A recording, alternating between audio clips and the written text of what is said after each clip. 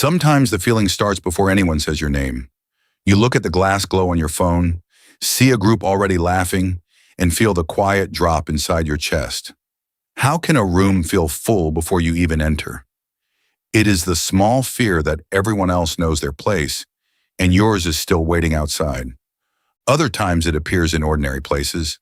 In the hallway light, the plastic clip on a lanyard swings while people greet each other with easy speed, and you move to the edge without being told.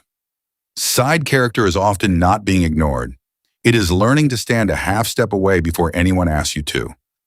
At lunch, you run a thumb along the paper cup rim while the table moves faster than you do.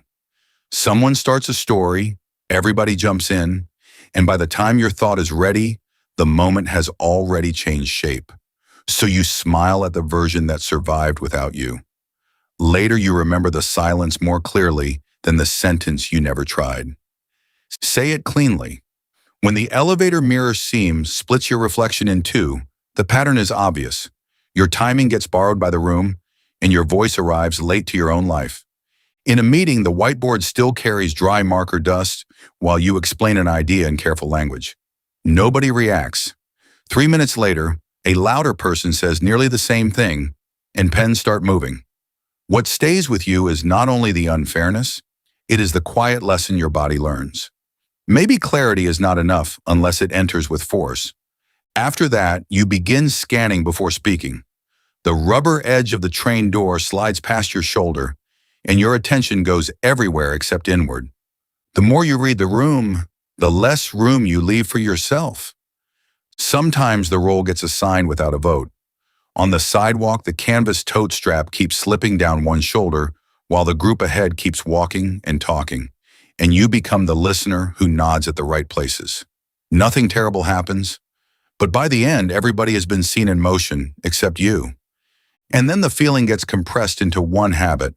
The pale typing bubble swells and fades on the chat screen, and you quietly pre-edit yourself so often that exclusion begins to feel self-made. A birthday photo can teach the whole pattern in seconds.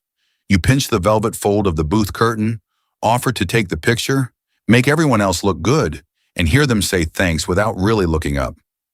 Later, the image circles back through the group chat, and your proof of being there is your own hand behind the camera. Have you noticed how easy it is to disappear while being useful? Once usefulness gets praised, it can harden into identity. The metal teeth of a backpack zipper catch the light as you carry bags, remember dates, keep plans moving, and answer quickly. People start trusting you for stability, but stability is not presence, and dependable people are often edited into the background because they make everything else feel smooth. That is why the side character feeling can survive inside friendship. The cafeteria tray shines with a thin, slick reflection, and you realize people may like you while still expecting you to orbit their needs. Can affection still flatten you? Yes, sometimes it can. They are not always cruel. Sometimes they are just following the role that repetition has taught them to see. In classrooms, families, and friend groups, repeated positioning becomes memory. You stare at the worn varnish on the desk edge while someone says, "You are just quiet," as if quiet were your whole shape. But quiet is only a volume. It is not a destiny. At dinner, the spoon reflection trembles beside your plate, while relatives ask big questions in a quick, cheerful tone. Before you finish one honest sentence, the conversation jumps to another person's news, another joke, another plan. You keep chewing, keep nodding, keep acting normal. Then you leave with the tired feeling that you attended your own life as a guest. So what is the missing piece? The old library stamp leaves a clean ink square on the return slip, and the answer is simpler than confidence. Main character does not mean louder or endlessly interesting. It means you are allowed to leave a clear mark on what happens next. The hard part is that the edge can feel safer than the center. You press the cold metal of the crosswalk button and wait, knowing the center is where mistakes get seen. Why does that feel so risky? At the edge, nobody asks much from you. In the center, your preference becomes real, and real things can be rejected. So the mind makes a bargain. A loose thread at the hoodie cuff twists around your finger, and you decide it is better to be agreeable than visible. Better to be easy than exact. That bargain lowers the chance of embarrassment.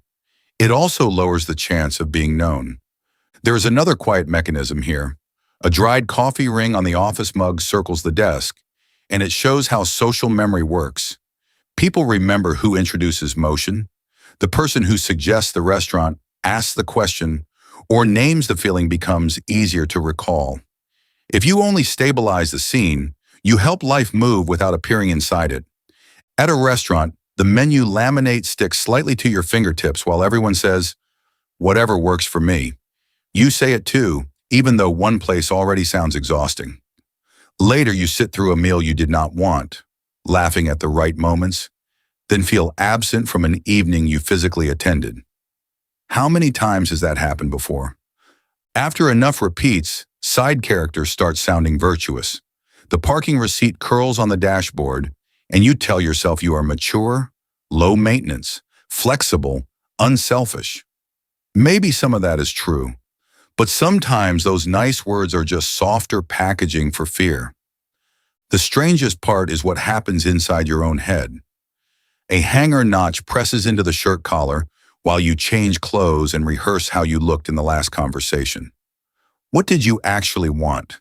Instead, you review how you were received.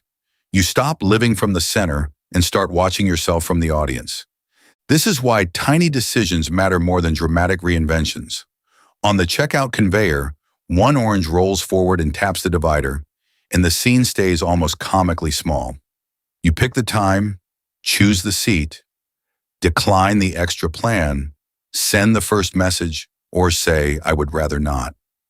One plain preference can pull you back into frame. Center does not mean spotlight. The curtain hem lifts slightly in the bedroom breeze, and the room stays calm enough to prove it.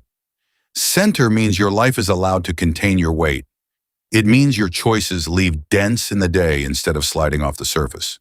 Try imagining one low-stakes moment before the next social one.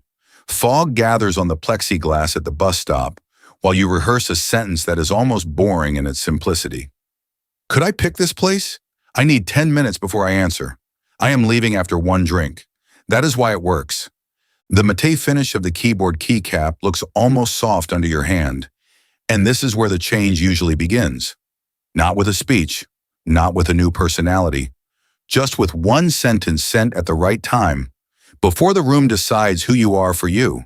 When you turn the brass key and see its teeth catch the light, home may still feel safer than people for a while. That is fine. Safety is not the enemy, but slowly, quietly, you can stop treating your own life like something happening to someone else. You can stay gentle and still move from the edge toward the center,